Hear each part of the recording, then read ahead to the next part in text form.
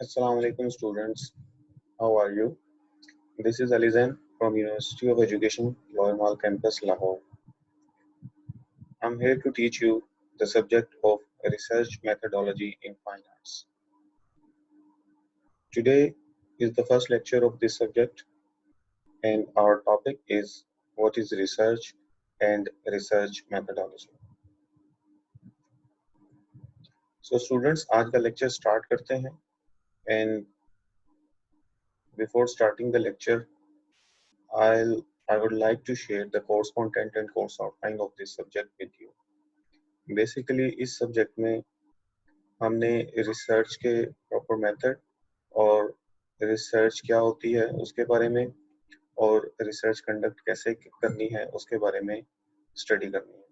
और दूसरा हमने इस सब्जेक्ट में वो तमाम गाइडलाइंस को फॉलो करना है या मैं आपको वो तमाम गाइडलाइंस दूंगा जिनकी मदद से आप एक अच्छे लेवल का रिसर्च टॉपिक या थीसिस टॉपिक चूज करेंगे और अपना थीसिस वर्क स्टार्ट करेंगे।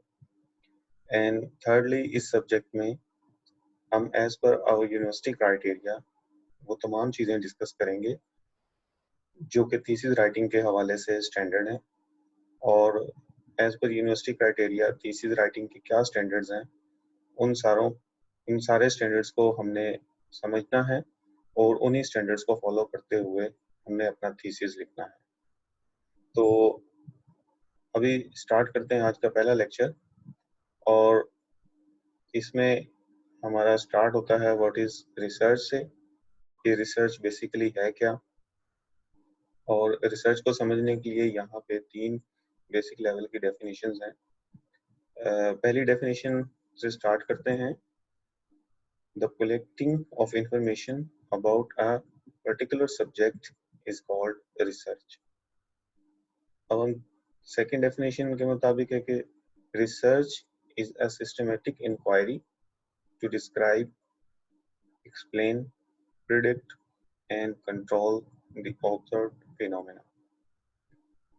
और थर्ड डेफिनेशन के मुताबिक, in the broadest sense, the word of research includes any formal gathering of data, information, and facts for the advancement of knowledge is called research. तो students, इन तीनों definition से हमें ये पता चलता है कि किसी भी टॉपिक के हवाले से अपने नॉलेज को इंक्रीज करने के लिए और उसको फर्दर एक्सप्लोर करने के लिए और उसको आगे अच्छे तरीके से एक्सप्लेन या डिस्क्राइब करने के लिए जो काम किया जाता है वो रिसर्च कहलाता है। ठीक है, नेक्स्ट अब आगे चलते हैं। There are 2 types of research methods that we deal with, और इसके बारे में थोड़ा सा आप लोगों ने पहले भी पढ़ा होगा। प्रीवियस सेमेस्टर में हमने बेसिक रिसर्च मेथड्स और बेसिक रिसर्च मेथडोलॉजी के बारे में पढ़ा था। उसमें हमने डिस्कस किया था qualitative research method and quantitative research method. Students, qualitative research method क्या है कि it involves inductive method of research that is used to analyze the observed events. Means इसमें हमने जस्ट अपनी ऑब्जर्वेशन को मज़ीद स्ट्रॉन्ग करना होता है और अपने टॉपिक के हवाले से हमें सपोर्टिव जो डेटा है या सपोर्टिव आर्गुमेंट्स हैं वो प्रिपेयर करने होते हैं। और इसके लिए हम जो हैं वो एक स्मॉल लेवल पे रिसर्च करते हैं, डिफरेंट लोगों से इंटरव्यूज़ करते हैं या डिफरेंट लोगों से डिस्कशंस करते हैं ताकि हमें अपने टॉपिक के हवाले से मज़ीद अपनी और दूसरों की ऑब्जर्वेशंस इकट्ठी हों और हमें जो है वो एक टॉपिक के हवाले से काफ़ी जो है वो डेटा मिल सके जिसको हम सपोर्टिव तरीके से लेके चल सकते हैं। और क्वांटिटेटिव रिसर्च मेथड में क्या होता है? Quantitative research involves the deductive research method and it is used to verify the observed events. Means इसमें हमने क्वालिटेटिव रिसर्च से जो डेटा हासिल होता है उसको वेरीफाई करना होता है मैथमेटिकल बेसिस पे। जैसे कि इन दो पिक्चर्स में ऊपर आप देख सकते हैं, क्वालिटेटिव डेटा कलेक्शन के लिए जो टूल्स यूज किए जाते हैं उसमें ऑनलाइन फोरम्स हैं, ऑनलाइन कम्युनिटीज हैं, ऑनलाइन सर्वे वगैरह भी किए जा सकते हैं। फोरम जो है वो डिफरेंट फोरम्स पे ग्रुप्स के साथ डिस्कशंस की जा सकती हैं, या डिफरेंट पैनल्स में जो है वो लोगों के साथ इंटरव्यूज किए जा सकते हैं। ये सब स्मॉल लेवल पे हो रहा है, मे बी 7 से 8 लोग जो हैं वो एक पैनल में हो, और उनसे जो है वो ओपन एंडेड क्वेश्चंस किए जाते हैं ताकि आपको अपने टॉपिक के हवाले से दूसरों की भी ऑब्जर्वेशंस पता चलें, और आपको जो है वो अपने रिसर्च टॉपिक के लिए काफ़ी सारा डेटा जो है वो मिल सके। उसमें ये ज़रूरी नहीं होता कि सिर्फ आपका ही पॉइंट ऑफ व्यू इसके बारे में जो है वो फाइनल डिसीजन रखता है, बल्कि आपको दूसरों का पॉइंट ऑफ व्यू और दूसरों की ऑब्जर्वेशंस भी लेके चलनी होती हैं। जबकि इस पिक्चर में क्वांटिटेटिव रिसर्च में हम देख रहे हैं कि यहाँ पे हमने सर्वेस करने होते हैं बड़े स्केल पे, और ये एक लार्ज पॉपुलेशन के ऊपर ये काम किया जाता है ताकि उससे जो हमें डेटा हासिल हो हम उसको मैथमेटिकली कैलकुलेट कर सकें। और इसके अंदर जो क्वेश्चंस वगैरह किए जाते हैं वो क्लोज एंडेड टाइप क्वेश्चंस होते हैं, जो टू द पॉइंट बात की जाए और जिसको मैथमेटिकली कैलकुलेट किया जा सके। तो नेक्स्ट हम चलते हैं टाइप्स ऑफ रिसर्च की तरफ। Following are the types of research. इसमें basic research, applied research, problem oriented research, problem solving research, qualitative research and quantitative research. तो बेसिक रिसर्च में क्या होता है? बेसिकली ये रिसर्च कंडक्ट की जाती है आपको अपने नॉलेज की एनहांसमेंट के लिए, और ये सिर्फ आपकी अपनी समझ लें कि भी पर्सनल जो नॉलेज होता है या पर्सनल अंडरस्टैंडिंग होती है उसको बेहतर करने के लिए ये रिसर्च की जाती है। इसमें हम यहाँ से देख सकते हैं कि a basic research is done to collect the data for the enhancement of knowledge. The main motivation is knowledge expansion. It is a non-commercial research that doesn't facilitate in creating or inventing anything. Means इसमें ये non commercial research है और इसमें जो है वो हमने कुछ इन्वेंट नहीं करना या कुछ प्रूफ नहीं करना। इसमें जस्ट हमने अपने टॉपिक के हवाले से अपनी अंडरस्टैंडिंग को मज़ीद बेहतर करना होता है, और ये हम किसी भी बेसिक जो ऑब्जर्वेशन होती है उसको स्ट्रॉन्ग करने के लिए ये रिसर्च कर सकते हैं। और जैसा कि यहाँ पे एक एग्जांपल भी मैंने कोट किया है, why pink leather is more used in female fashion accessories as compare to male fashion accessories. तो इसमें research to determine this simple fact will be called basic research, and it can be conducted with a simple observation. So इसके लिए आप देख सकते हैं कि किसी एक्सपेरिमेंट की या किसी सर्वे की या किसी इस तरह की चीज़ की ज़रूरत नहीं है, ये जस्ट आपकी अपनी ऑब्जर्वेशन है, और उसको जो है वो मज़ीद स्ट्रॉन्ग करने के लिए आप कोई रिसर्च कंडक्ट कर सकते हैं। ठीक है कि पिंक लेदर जो है वो फीमेल्स की फैशन एसेसरीज में ज़्यादा यूज होता है as compare to males. Next type of research जो है वो अप्लाइड रिसर्च है। It involves solving real life problems. Studies and experiments play an important role in solving issues that impact the overall well-being of humans. Product designers use this approach to design a new product. For example, designing a new car that will decrease the fuel consumption. Students इसमें simple सी understanding है कि आप एक research conduct करते हैं किसी real life problem को देखते हुए। आप पहले आइडेंटिफाई करते हैं कि प्रॉब्लम है क्या, फिर आप उस प्रॉब्लम को सॉल्व करने के लिए डिफरेंट साइंटिफिक एक्सपेरिमेंट्स करते हैं, और उन एक्सपेरिमेंट्स की बेस पे आप ये सॉल्यूशन निकालते हैं। जिस तरह के designing a new car that will decrease the fuel consumption. सबसे पहले तो आपने प्रॉब्लम को आइडेंटिफाई किया कि फ्यूल कंजप्शन कार्स में बहुत ज़्यादा होती है। तो अगर आप इस तरह की कार डिस्कवर इन्वेंट करें या डिज़ाइन करें जो कि फ्यूल कंजप्शन को कम कर दे, तो वो पब्लिक में ज़्यादा कॉमन होगी और लोग उसको ज़्यादा परचेज करेंगे।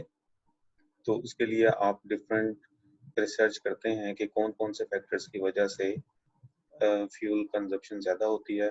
फिर उन फैक्टर्स को आप कार की डिज़ाइनिंग के दौरान कम से कम करने की कोशिश करते हैं, चाहे वो चेंजेस आपको उसके डिज़ाइन में करनी पड़े, उसकी शेप में करनी पड़े या उसके इंजन की परफॉर्मेंस में करनी पड़े। तो उन सारी चीज़ों को देखते हुए जब आप उसमें वो मॉडिफिकेशंस करते हैं और फिर उनको एक्सपेरिमेंट्स की बेस पे चेक करते हैं, तो उससे जो आपका फाइनल डिज़ाइन बनेगा वो लोगों में ज़्यादा एक्सेप्टेबल होगा, क्योंकि उस डिज़ाइन ने लोगों की एक बहुत बड़ी प्रॉब्लम को सॉल्व कर दिया जो कि फ्यूल कंजप्शन के हवाले से थी। नेक्स्ट टाइप की रिसर्च जो है वो प्रॉब्लम ओरिएंटेड रिसर्च है। प्रॉब्लम ओरिएंटेड रिसर्च से मुराद ये है कि आपने किसी प्रॉब्लम के हवाले से ही कोई डिस्कशन करनी है या प्रॉब्लम के हवाले से ही कोई ऑब्जर्वेशन करनी है और फाइंड आउट करना है कि प्रॉब्लम है क्या और उसकी वजह से हो क्या रहा है। तो as the name suggest, problem oriented research is conducted to understand the exact nature of a problem, to find out relevant solutions. For example, people are not buying furniture of a specific brand due to its bad designs. To find the above described problem, a problem oriented research was required. इसके अंदर इस statement के अंदर हमें पता चल रहा है कि जो प्रॉब्लम है वो डिज़ाइंस के अंदर है। फर्नीचर आर्टिकल्स के डिज़ाइन अच्छे नहीं हैं, जिसकी वजह से वो सेल नहीं हो रहे सही तरीके से। तो हमने जो रिसर्च कंडक्ट की इस प्रॉब्लम को फाइंड आउट करने के लिए, जिससे हमें ये पता चला कि प्रोडक्ट्स के डिज़ाइन ठीक नहीं है, तो उस रिसर्च को हम प्रॉब्लम ओरिएंटेड डिज़ाइन बोलेंगे, उसे रिसर्च बोलेंगे। तो प्रॉब्लम ओरिएंटेड रिसर्च में सबसे मेन काम ही हमारा ये है कि हमने उस प्रॉब्लम को फाइंड आउट करना है, ठीक है। और प्रॉब्लम को फाइंड आउट करने के बाद फिर हम उसके रेलिवेंट सॉल्यूशन के ऊपर भी काम करेंगे। लेकिन क्योंकि ये प्रॉब्लम से रिलेटेड ज़्यादा है, तो सबसे पहले प्रॉब्लम को फाइंड आउट करना ही मेन काम है, इसलिए इसको हम प्रॉब्लम ओरिएंटेड रिसर्च कहते हैं। Problem solving research. Students, this type of research is conducted to understand and resolve a problem that is already known. Applied research is done to find solutions to the existing problems. Simple सी बात है students के इसमें में अगर किसी काम में एक प्रॉब्लम का ऑलरेडी पता है और उस प्रॉब्लम का सॉल्यूशन हमने प्रोवाइड करना है, तो उस सॉल्यूशन को हासिल करने के लिए जो रिसर्च कंडक्ट करवाई जाएगी उसको हम प्रॉब्लम सॉल्विंग रिसर्च बोलेंगे। और प्रॉब्लम सॉल्विंग रिसर्च के लिए अमूमन अप्लाइड रिसर्च भी इम्प्लीमेंट की जाती है। यहाँ पे एक बात का मैं आपको मेंशन कर दूं कि ये रिसर्च की जितनी भी टाइप्स हैं, ज़रूरी नहीं है कि किसी एक काम के लिए सिर्फ एक तरह की रिसर्च रिक्वायर्ड हो। किसी खास टॉपिक पे काम करने के लिए या किसी खास टॉपिक की एक्सप्लोरेशन के लिए आपको डिफरेंट एट अ टाइम 2 से 3 या सारी की सारी रिसर्च टाइप्स भी रिक्वायर्ड हो सकती हैं। तो ज़रूरी नहीं है कि किसी भी काम के लिए सिर्फ एक टाइप की रिसर्च की जाए, उसके लिए ये सारी टाइप्स की रिसर्च भी की जा सकती हैं।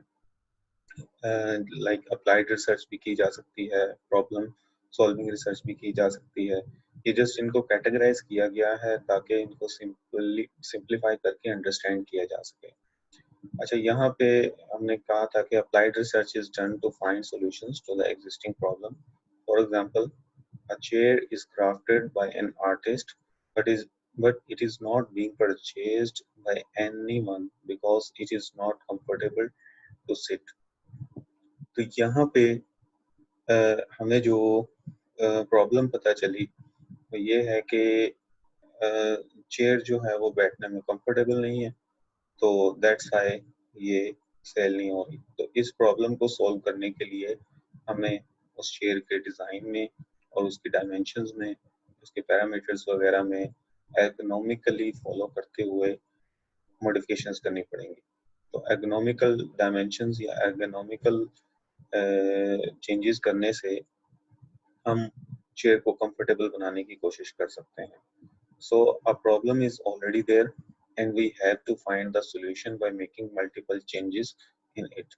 और वो जो changes हम इसके अंदर करेंगे उनको जो है वो हम applied research की method से यानी कि different experiments की मदद से check करेंगे और देखेंगे कि ये इन changes की वजह से इसके design में जो है वो comfortability आई है या नहीं आई, और अगर कंफर्टेबिलिटी उसके अंदर आती है तो हमें अपनी जो प्रॉब्लम थी उसका सॉल्यूशन मिल गया है, और प्रॉब्लम सॉल्विंग रिसर्च की मेथड से हमने डिज़ाइन को चेंज करके चेयर की कंफर्टेबिलिटी वाले इशू को ख़त्म कर दिया।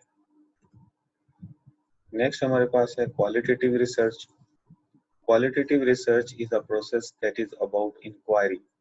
हमने इसको पहले भी थोड़ा सा डिस्कस किया था क्वालिटेटिव रिसर्च मेथड में, कि बेसिकली ये अपनी ऑब्जर्वेशन को स्ट्रॉन्ग करने के लिए रिसर्च की जाती है, और इसके अंदर कोई मैथमेटिकल कैलकुलेशंस इन्वॉल्व नहीं होती, जस्ट इवेंट्स को ऑब्जर्व किया जाता है और उन्हीं की बेस पे आप अपनी जो रिसर्च के हवाले से आपकी जो पॉइंट हैं या रिसर्च के हवाले से जो आपने प्रपोजिशन दी थी उसको उसके लिए आपको सपोर्टिव मटेरियल मिल जाता है। Qualitative research is a process that is about inquiry. It helps creating in-depth understanding of problems or issues in their natural settings. This is a non-statistical method. It is done on small scale, मतलब इसको एक थोड़ी population के लिए 7 से 8 लोगों के लिए जो है वो ये क्वालिटेटिव रिसर्च की जा सकती है, 7 से 8 लोगों के ऊपर, और वो 7 से 8 लोग आपके रिसर्च पार्टिसिपेंट्स होते हैं। वो उनसे आप इंट्रोड्यूस करें, उनसे आप जो है वो डिस्कशन करें और डिफरेंट क्वेश्चंस की मदद से अपने रिसर्च टॉपिक के हवाले से आप उनका पॉइंट ऑफ व्यू भी जानने, और उसकी बेस के ऊपर आप अपनी रिसर्च के हवाले से अपनी थिंकिंग है या जो आपने अपने रिसर्च के हवाले से अपने रिसर्च टॉपिक के हवाले से जो आपकी ऑब्जर्वेशन है उसको जज करें। It contains open ended question. Open ended question इसलिए रखे जाते हैं कि जब आप किसी डिस्कशन में ओपन एंडेड क्वेश्चंस यूज़ करते हैं तो उससे और मज़ीद नए क्वेश्चंस रेज होते हैं, और उन नए मज़ीद क्वेश्चंस की वजह से आपको ज़्यादा डेटा या ज़्यादा ऑब्जर्वेशंस इकट्ठी होती हैं जो आपको आपकी रिसर्च में हेल्प करती हैं, आपके रिसर्च के हवाले से आपके नॉलेज में इजाफा करती हैं। It's data can not be mathematically calculated, जैसा कि हमने पहले बताया है कि ये इसका जो मेथड है नॉन स्टैटिस्टिकल मेथड है, तो इसलिए इसको मैथमेटिकली कैलकुलेट नहीं किया जा सकता। इसकी बेस पे जस्ट आप अपनी ऑब्जर्वेशंस में चेंजिंग लेके आ सकते हैं। एक चीज़ हो सकता है कि आपकी ऑब्जर्वेशन से या आपके पॉइंट ऑफ व्यू से कुछ और हो, लेकिन जब आप 7 से 8 लोगों से डिस्कशन करें और उनकी ऑब्जर्वेशन भी जाने, तो हो सकता है कि आपको अपने पॉइंट ऑफ व्यू में कुछ चेंजिंग लेके आनी पड़े, और ये एक अच्छी चीज़ होगी क्योंकि इसने आपको आपकी रिसर्च के हवाले से मज़ीद इंफॉर्मेशन दी और आपका रिसर्च के टॉपिक के हवाले से आपके इल्म में मज़ीद इजाफा किया, और अभी आपको हेल्प करेंगे कि आप अच्छे तरीके से मज़ीद इस टॉपिक को एक्सप्लोर करें और इसके ऊपर ज़्यादा अच्छे लेवल की वर्किंग कर सकें। और नेक्स्ट हमारे पास है quantitative research. Qualitative research is structured, यहाँ पे क्वांटिटेटिव आएगा,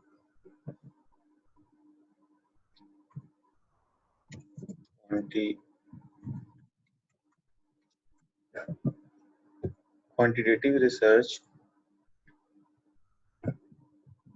is a structured way of collecting data and analyzing it to draw conclusion. Means इसमें हम जो है वो डेटा कलेक्ट करते हैं एक लार्ज स्केल पे और फिर उसको हम एनालाइज करते हैं कंक्लूजन्स को निकालने के लिए, as compare to qualitative research. इसके अंदर हम कंक्लूजन्स और रिजल्ट्स को फाइनल शेप देते हैं, जबकि क्वालिटेटिव रिसर्च में जस्ट आप अपनी ऑब्जर्वेशंस और अपनी जो है वो एक्सप्लोरेशन को ज़्यादा मजबूत करते हैं और उसकी बेस पे आप किसी फाइनल कंक्लूजन पे नहीं पहुंच सकते। नेक्स्ट है कि quantitative research involves computational and statistical process. Quantitative data is all about numbers. It is done for large population. Large population पे ये इसलिए किया जाता है क्योंकि ये टू द पॉइंट इसके अंदर डेटा लिया जा रहा होता है यस एंड नो की सूरत में या डिफरेंट परसेंटेजेस की सूरत में। तो जितना ज़्यादा बड़े स्केल पे डेटा लिया जाएगा तो फाइनल कंक्लूजन्स या फाइनल रिजल्ट्स जो होंगे वो उतने ही ज़्यादा एक्यूरेट होंगे। It contains close ended question, और इसी वजह से ये क्लोज एंडेड क्वेश्चन रखता है ताकि किसी किस्म की एम्बिग्विटी ना हो और किसी किस्म की कंफ्यूजन ना हो। सिंपली आपका जो डेटा हो वो मैथमेटिकली कैलकुलेट करके उसके रिजल्ट्स को नंबर्स में डिस्क्राइब किया जा सकता हो और उसके ऊपर फिर रिलाई भी किया जा सकता हो। तो रिलाई हम उसके ऊपर तभी कर सकते हैं जब वो एक्यूरेट होगा, ठीक है।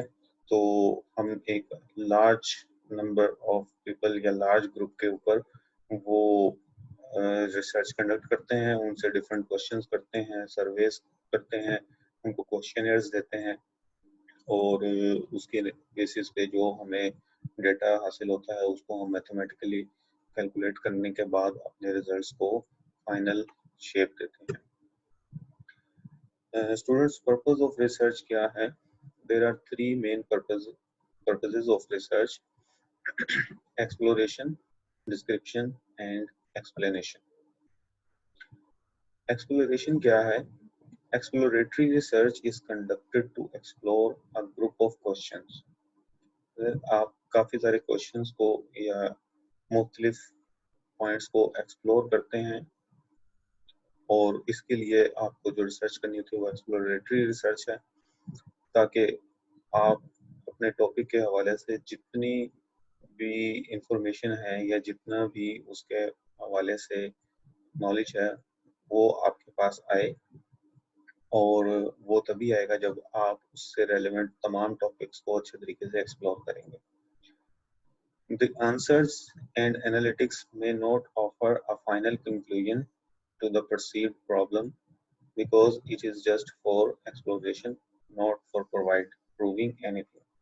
यहाँ पे ये चीज़ बताई जा रही है कि जो आपके आंसर्स होंगे या जो एनालिटिक्स होगा एक्सप्लोरेटरी रिसर्च से हासिल होने के बाद, वो कोई फाइनल कंक्लूजन या फाइनल रिजल्ट्स नहीं देंगे, क्योंकि वो जस्ट एक्सप्लोरेशन के लिए किया गया था और उसमें जस्ट हमने एक्सप्लोर किया है डिफरेंट चीज़ों को। उसके लिए हमने कोई साइंटिफिक मेथड नहीं यूज़ किया, कोई एक्सपेरिमेंट नहीं किया कि उसको हम किसी चीज़ में उसको प्रूव करना चाह रहे हैं। हम जस्ट एक्सप्लोर कर रहे हैं, अभी जस्ट हम अपना ज़्यादा से ज़्यादा डेटा इकट्ठा कर रहे हैं, ज़्यादा से ज़्यादा इंफॉर्मेशन इकट्ठी कर रहे हैं, हम किसी चीज़ को प्रूव नहीं कर रहे। तो इसलिए इसमें जस्ट हमें कंक्लूजन्स वगैरह नहीं मिलेंगे, इसमें जस्ट हमें ज़्यादा से ज़्यादा एक्सप्लोरेशन करने का मौका मिलेगा। It is concluded to handle new problem areas which have not been explored before. और मतलब उसे रेलेवेंट टॉपिक्स को आपने मजीद एक्सप्लोर करना है जो पहले एक्सप्लोर नहीं किए गए थे, और उससे आपको फर्दर डेटा ही कलेक्ट होगा। This exploratory process lays the foundation for more conclusive research and data collection. मतलब आपको जो है वो इससे ज़्यादा अच्छे लेवल का डेटा कलेक्ट करने में हेल्प होगी। और ये आपकी रिसर्च करने के लिए आपको एक अच्छी ग्राउंड प्रोवाइड करेंगे। Description Descriptive research focuses on expanding knowledge on current issues through a process of data collection. The three main purposes of descriptive research are describing, explaining, and validating the findings. मतलब इसमें ये है कि इसमें आप अपने किसी जो आपने टॉपिक सेलेक्ट किया है रिसर्च के लिए, उसके हवाले से आपको नॉलेज में एनहांसमेंट या नॉलेज में इजाफे के लिए आपको डिस्क्रिप्टिव रिसर्च करनी होती है। और इसके अंदर जो है वो बेसिकली 3 पर्पस होते हैं आपकी रिसर्च की वजह से कि डिस्क्रिप्टिव रिसर्च के बाद आपके पास इतना डेटा या आपके पास इतना सोर्स ऑफ इंफॉर्मेशन होगा जिसकी बेस पे आप अपने टॉपिक को अच्छे तरीके से डिस्क्राइब कर सकेंगे, एक्सप्लेन कर सकेंगे और उसको वैलिडेट भी कर सकेंगे कि आपके पास इतना डेटा होगा कि आप उसके लिए सपोर्टिव आर्गुमेंट्स कर सकें और दूसरों को कन्विंस कर सकें कि yes you are doing a research on a valid topic. Explanation Explanatory research or casual research is conducted to understand the impact of certain changes in existing standard procedure. मतलब आप एक स्टैंडर्ड प्रोसीजर में कुछ changing लेके आते हैं और उन चेंजिंग के नतीजे में क्या इम्पैक्ट आया है या क्या डिफरेंस आया है, तो उस डिफरेंस को हम एक्सप्लेन करने के लिए एक्सप्लेन करना होता है। तो इसी वजह से हम इसको एक्सप्लेनेटरी रिसर्च कहते हैं। Conducting experiments in the most popular form is the most popular form of casual research. Different experiments को कंडक्ट करना जो है वो एक्सप्लेनेटरी रिसर्च की एक एग्जांपल है। For example, a study conducted to understand the effect of rebranding on customer loyalty.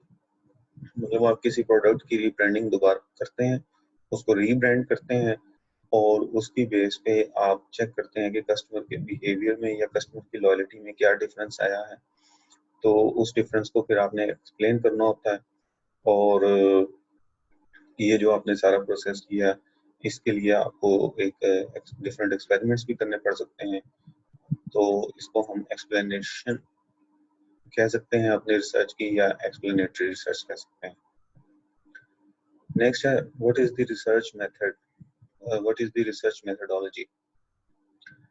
Basically अभी हमने पढ़ा है रिसर्च के बारे में कि रिसर्च होती क्या है, तो उसमें हमने इसी चीज नतीजे पे पहुंचते हैं उसकी टाइप्स को और उसके मेथड्स को डिस्कस करने के बाद कि रिसर्च जो है वो किसी खास टॉपिक के हवाले से इंफॉर्मेशन को कलेक्ट करने के लिए और उस टॉपिक को फर्दर एक्सप्लेन करने के लिए और उस टॉपिक के ऊपर जो है वो फर्दर डिस्क्रिप्शन देने के लिए की जाती है। तो इसमें हमें डेटा भी कलेक्ट करना पड़ता है, इसमें हमें एनालाइज भी करना पड़ता है डेटा को और उसकी बेसिस पे हमें कंक्लूजन्स भी देनी पड़ती हैं। तो ये सारा काम करने के लिए जिन मेथड्स को जिन स्टेप्स को या जिस स्ट्रेटजी को फॉलो किया जाता है उसको हम रिसर्च मेथोडोलॉजी बोलते हैं। यहाँ से है कि research methodology involves specific techniques that are adopted in research process to collect, assemble and evaluate data. मतलब ये डिफरेंट स्टेप्स हैं या डिफरेंट स्ट्रेटजीज हैं जिनकी बेस पे हम अपने डेटा कलेक्ट करते हैं, असेंबल करते हैं और उसको एवेल्युएट करते हैं। तो ये तीनों काम करने के लिए जो भी स्टेप्स फॉलो किए जाएंगे वो रिसर्च मेथोडोलॉजी में आते हैं। It defines those tools that are used to gather relevant information in a specific research study.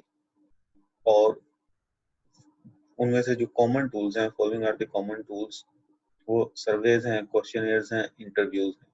इसके अलावा और भी काफ़ी टूल्स होते हैं जिनको हम आगे जाकर पढ़ेंगे। तो ये टूल्स बेसिकली एक किस्म के स्टेप्स हैं आपकी रिसर्च करने के लिए। तो इन स्टेप्स को या इन टूल्स के इस्तेमाल करने के तरीक़ाकार को हम रिसर्च मेथोडोलॉजी कहते हैं। Research methodology in fine arts क्या है?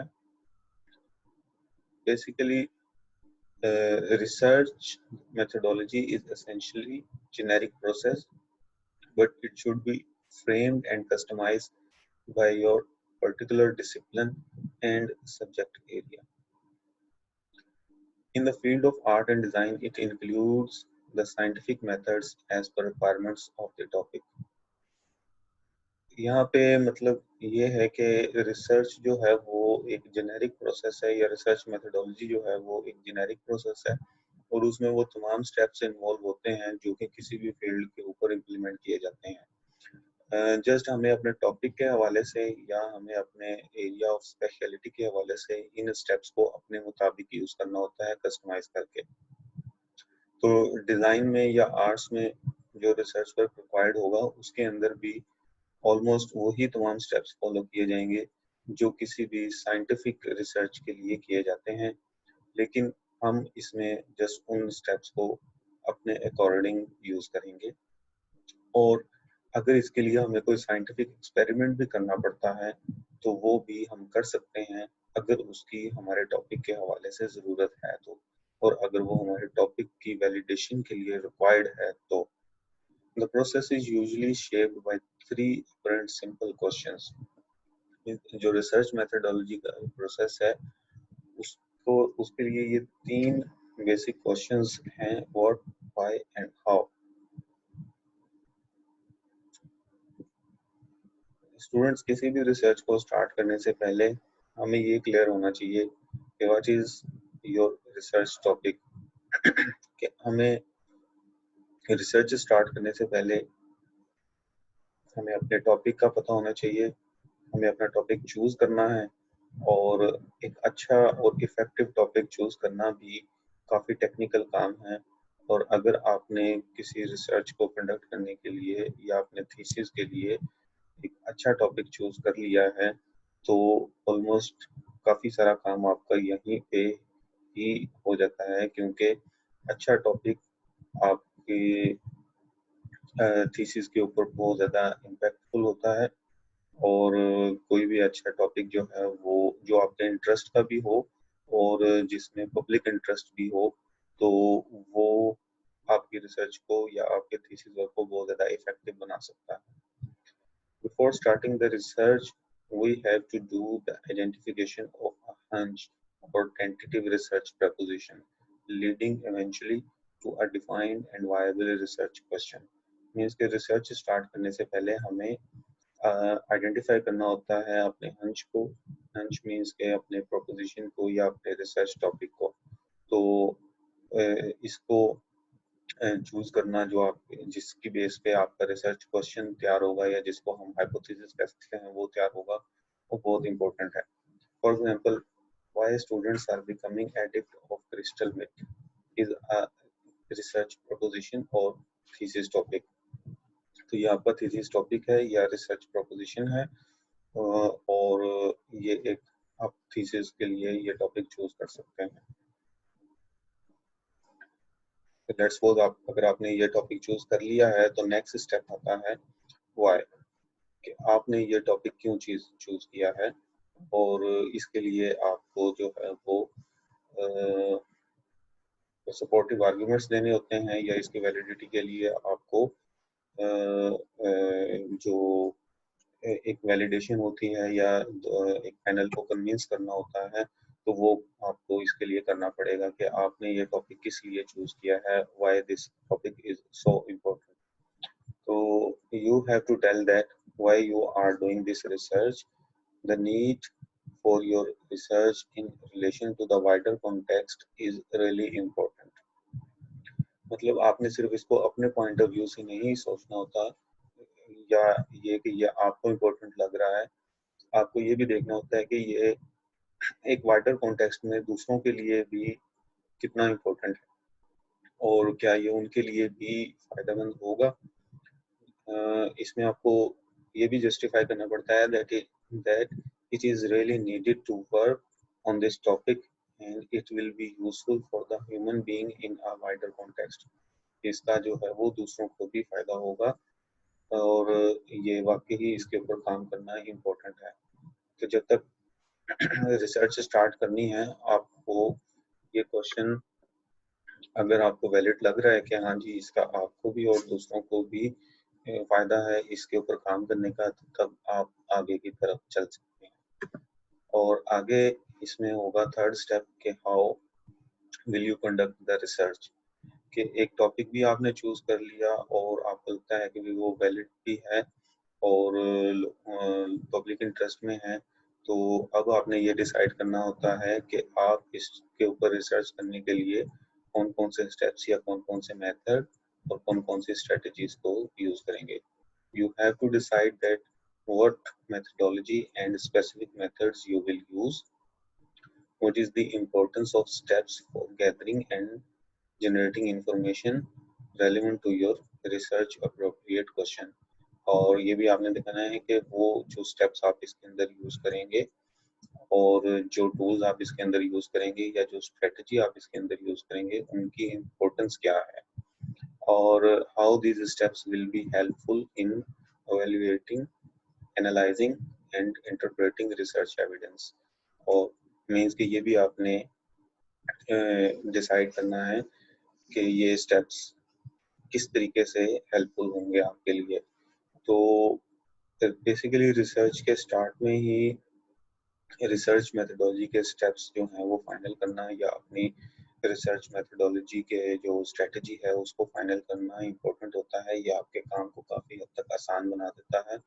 और ऑल्दो जब आप रिसर्च स्टार्ट करते हैं और आगे की तरफ बढ़ते हैं तो मेथडोलॉजी में भी उसके स्टेप्स में भी काफ़ी ज़्यादा चेंजेस और ऑल्ट्रेशन आती हैं और काफ़ी सारे स्टेप्स चेंज होते हैं एक दूसरे के साथ। लेकिन फिर भी आपको रिसर्च स्टार्ट करने से पहले एक बेसिक फ्लो ऑफ चार्ट या एक बेसिक जो है वो जर्नी का जो पाथ है वो डिसाइड करना होता है कि आप किस रास्ते से गुजरते हुए या किन स्टेप्स को फॉलो करते हुए अपनी रिसर्च को कंडक्ट करेंगे। तो ये स्टार्टिंग पे ही अगर ये तीनों चीज़ें व्हाट, व्हाई एंड हाउ को कर लिया जाए तो रिसर्च करना काफ़ी ज़्यादा आसान हो जाता है और बहुत सारी कंफ्यूजन्स स्टार्टिंग पे ही दूर हो जाती हैं। अदरवाइज अगर आप वेगली कोई भी टॉपिक चूज कर लेंगे और उसके ऊपर काम करना स्टार्ट करेंगे तो बाद में जाके फंस जाएंगे और टाइम आपका गुजर जाएगा और उस वक्त फिर आपको थीसिस का टॉपिक चेंज करने में बहुत ज़्यादा प्रॉब्लम को फेस करना पड़ेगा। तो students thank you so much, अभी तक के लिए इतना ही काफ़ी है। आपको इसके हवाले से फर्दर कोई भी क्वेश्चन हो तो you can feel free to ask in the group. तो इंशाल्लाह नेक्स्ट लेक्चर में मिलते हैं। नेक्स्ट लेक्चर हमारा होगा की stages of the research methodology पे, जिसमें हमने डिफरेंट स्टेजेस को पढ़ना है जो रिसर्च मेथडोलॉजी को फाइनल करने में या अपनी रिसर्च को कंडक्ट करने के लिए जिन स्टेप्स को हमने फाइनल करना है, तो वो स्टेप्स को फाइनल करने के लिए कौन कौन सी की स्टेजेस ये हैं जो हमें रिसर्च के स्टेप्स को फाइनल करने में हेल्प कर सकती हैं। थैंक यू सो मच, अल्लाह हाफिज़, टेक केयर।